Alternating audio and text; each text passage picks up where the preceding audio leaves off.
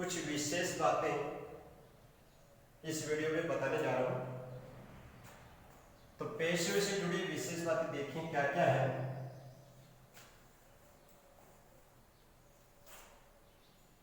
पहली बात कि पेशियोइश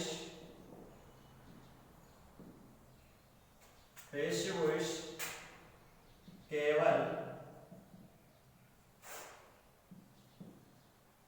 ट्रांजिटिव वर्ब्स की ही बनती है।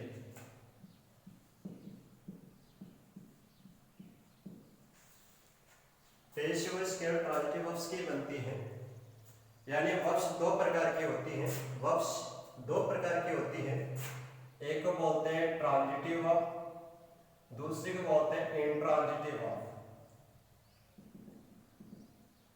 ट्रांजिटिव वर्ब और इंट्रांजिटिव वर्ब। ट्रांजिटिव वर्ब को हिंदी में कहेंगे सकर्मक क्रिया और इसे कहेंगे अकर्मक क्रिया।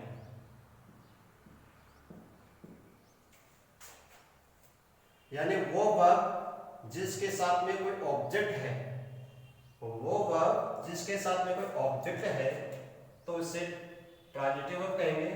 वो ऑब्जेक्ट जिसके साथ में कोई ऑब्जेक्ट नहीं है, विदाउट ऑब्जेक्ट कोई वर्ब है, विदाउट ऑब्जेक्ट कोई वर्ब है तो उसे इंट्रांजिटिव वर्ब कहेंगे। और इंट्रांजिटिव जो वर्ब्स होती है उनकी कभी पेशियोइश नहीं बनती है। पेशियोइश केवल और केवल ट्रांजिटिव वर्ब्स की बनती हैं। वो वर्ब जिनके साथ में ऑब्जेक्ट लिखा हुआ है, ऑब्जेक्ट आया हुआ है उनके बाद में, तो उन वर्ब्स की ही पेशियोइश बनती है, केवल और केवल ट्रांजिटिव वर्ब्स की। जिन वर्ब्स के बाद में ऑब्जेक्ट है उनको ट्रांजिटिव वर्ब्स कहते हैं, और ट्रांजिटिव वर्ब्स की केवल पेशियोइश बनती है, इंट्रांजिटिव वर्ब्स की पेशियोइश नहीं बनती है। दूसरी बात देखिए,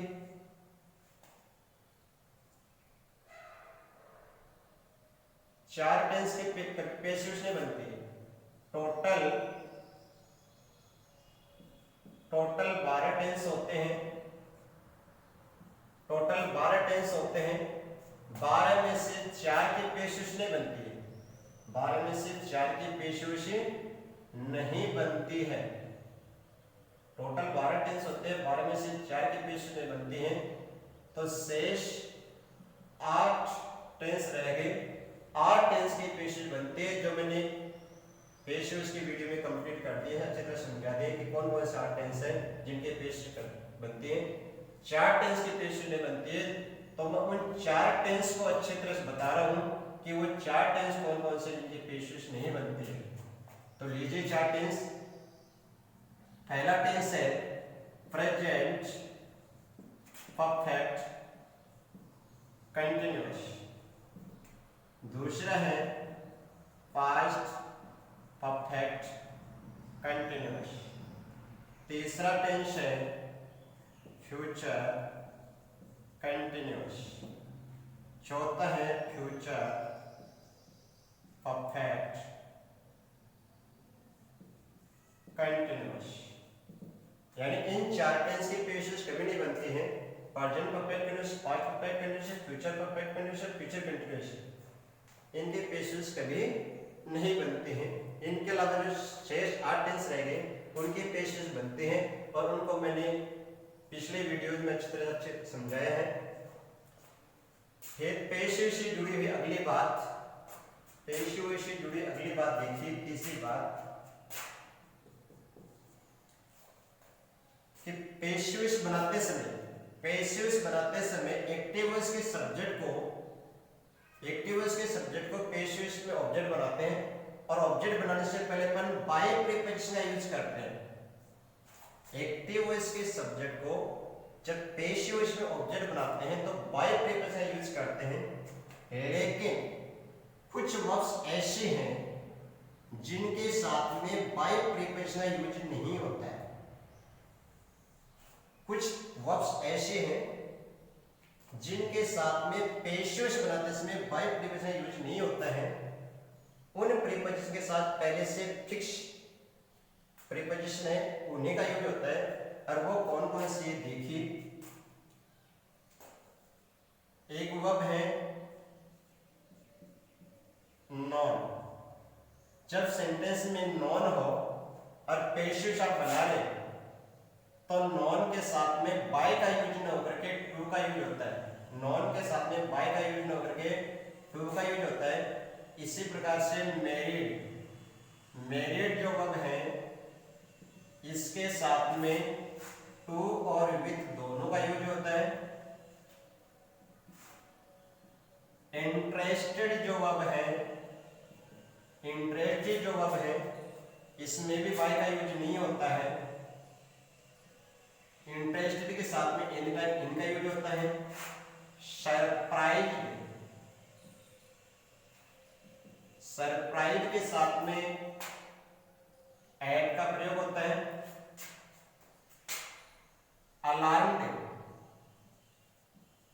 अलार्म्ड के साथ में एड का प्रयोग होता है।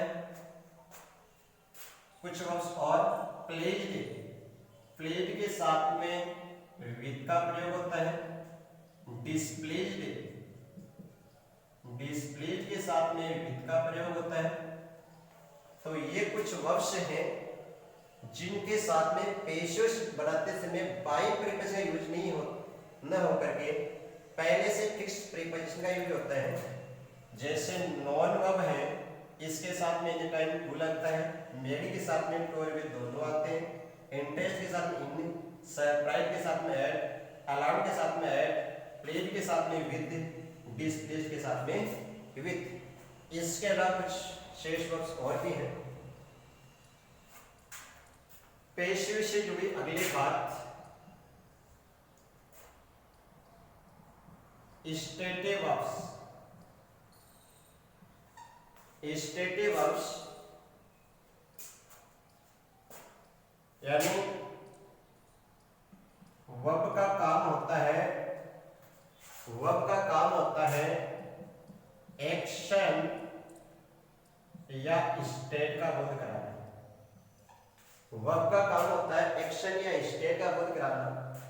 जब वर्ब एक्शन यानी किसी काम का बोध कराती है तब तो पेशिव बन जाती है। लेकिन वर्ब किसी स्टेट का यानी किसी स्थिति अवस्था का बोध कराती है तो उस सेंटेंस की पेशिव नहीं बनती है। उस सेंटेंस की पेशिव नहीं बनती है। इस बात को मैंने पिछले वीडियो में यानी अपना जो फर्स्ट वीडियो था वो संबंधित उसमें मैंने अच्छी तरह समझाई है कि वर्ब अगर एक्शन दर्शाए, वर्ब के द्वारा किसी एक्शन का बोध हो, किसी कार्य का बोध हो तब पेशिव बनते हैं। और वर्ब अगर कोई स्टेट यानी कोई स्थिति अवस्था दर्शाए तो सेंटेंस की पेशिव नहीं बनती है। एग्जाम्पल बहुत सारे हैं जैसे दिस इज ए मार्कर। यहाँ इज वर्ब है, यहाँ इज जो वर्ब है ये इज वर्ब कोई एक्शन नहीं दर्शा रही है। ये इज वर्ब कोई एक्शन नहीं दर्शा रही है कि स्टेट बता रही है, स्थिति अवस्था बता रही है कि यह एक मार्कर है या कोई काम नहीं हो रहा है सेंटेंस में कि स्टेट या स्थिति बताई जा रही है, इसलिए इस सेंटेंस की पेशिव नहीं बनती है। फिर एक सेंटेंस और आई एम ए स्टूडेंट। यहाँ पर एम जो वर्ब है ये भी एक स्टेट बता रही है कि मैं एक स्टूडेंट हूँ। यहाँ पर इस सेंटेंस में कोई काम नहीं किया जा रहा है, इसमें केवल स्टेट या अवस्था बताया जा रहा है कि मैं एक स्टूडेंट हूँ, तो इस सेंटेंस की पेशिव बनती है। तो वो वर्ब्स जो स्टेट बताएं वो स्टेटिव वर्ब्स कहलाते हैं और स्टेटिव वर्ब्स की कभी पेशिव नहीं बनती हैं। फिर अगली बात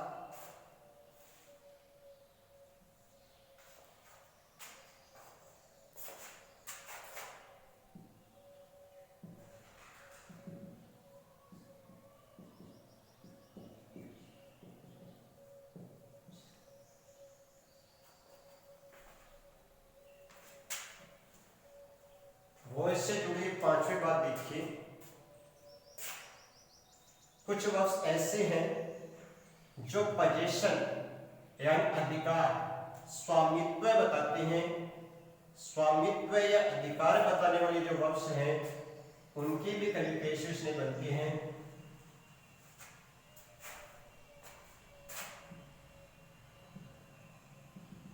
पोजीशन, स्वामित्व अधिकार। ऐसे वर्ब्स जो अधिकार या स्वामित्व बता रही है उनकी कभी पेशेज नहीं बनती हैं। और वो verbs has, have, had, had, have, had, has, have, had के बाद में अगर थर्ड फॉर्म है तब तो पोजीशन या स्वामित्व नहीं है। लेकिन सेंटेंस में हैज, हैव, हैड इनके बाद में कोई थर्ड फॉर्म नहीं है, केवल हैज, हैव, हैड का यूज है। तब वो हैज, हैव, हैड जो वर्ब है वो पोजीशन बता रही है। और जब हैज, हैव, हैड पोजीशन बता रही है या अन्य किसी वर्ब्स के द्वारा पोजीशन बताया जा रहा है, अधिकार बताया जा रहा है, स्वामित्व बताया जा रहा है, तो उस सेंटेंस की कभी पेशेज नहीं बनती है। जैसे आई हैव ए कार,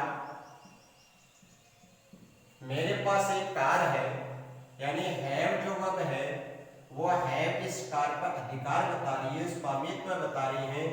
किसका? इसका, कि मेरे पास एक कार है, हैव के द्वारा स्वामित्व बताया जा रहा है, पोजीशन बताया जा रहा है, कोई काम नहीं किया जा रहा है, स्वामित्व ही बताया जा रहा है, तो इस सेंटेंस की पेशेज नहीं बनती है। I have a phone, I have a phone या हैव है वो स्वामित्व बता रहे हैं, अधिकार बता रहे हैं कि मेरे पास एक फोन है, फोन पर मेरा अधिकार है, मेरा स्वामित्व है, तो इसकी पेशेज नहीं बनती है। तो वो वर्ब्स जो स्वामित्व दर्शाए, अधिकार दर्शाए, तो कभी पेश नहीं बनती है। और वो वर्ब्स है हैज, हैव और हैड, इनके अलावा कुछ और भी है जो स्वामित्व दर्शाती हैं। वो इससे जुड़ी अगली बात देखिए,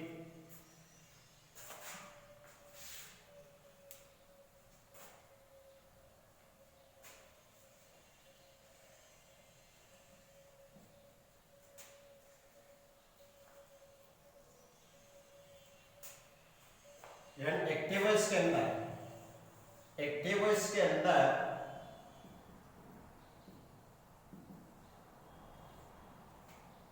एक्टिव वॉइस के अंदर जो सब्जेक्ट होता है वो सब्जेक्ट कभी कभी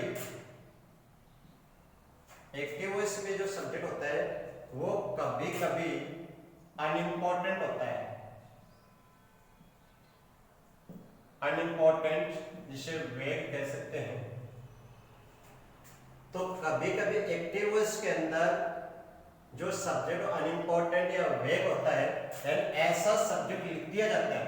एक्टिव वॉइस के अंदर कभी कभी ऐसा सब्जेक्ट लिख दिया जाता है जो अनइम्पोर्टेंट होता है, वेग होता है, ज्यादा इंपॉर्टेंट नहीं होता है। तो पेश वॉइस के अंदर उनको बाई लगाकर, बाई प्लस सब्जेक्ट लिखना छोड़ दिया जाता है, यानी बाई से पहले प्रीपोजिशन मान्य हो जाती है, बाई लगाकर उन अनइम्पोर्टेंट या वेग सब्जेक्ट को छोड़ दिया जाता है। अब ऐसे सब्जेक्ट कौन कौन से होते हैं? जैसे some, somebody, somebody, no, no one, nobody, every, everybody, everyone,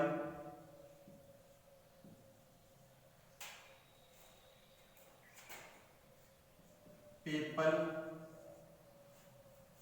सम, somebody, no one, nobody, every, everybody, everyone, people. ये जो सब्जेक्ट होते हैं ये अनइम्पोर्टेंट सब्जेक्ट है, और अनइम्पोर्टेंट सब्जेक्ट है तो पेश वॉइस बनाते समय इनको लिखना छोड़ दिया जाता है, और इनके पहले जो बाय लगाते हैं वो भी नहीं लिखते, यानी बाय से पहले पेश वॉइस मान्य हो जाती है, अनइम्पोर्टेंट लिखना छोड़ देते हैं। अब यहाँ पे एक विशेष बात है इनसे संबंधित कि जब नो वन या नोबडी को छोड़ेंगे, नो वन या नोबडी एक्टिव वॉइस का सब्जेक्ट है और पेश वॉइस बना रहे हैं, जब इनको आप लिखना छोड़ोगे तो साथ में जो नोट है इस नोट को आपको पेश वॉइस में शामिल करना पड़ेगा।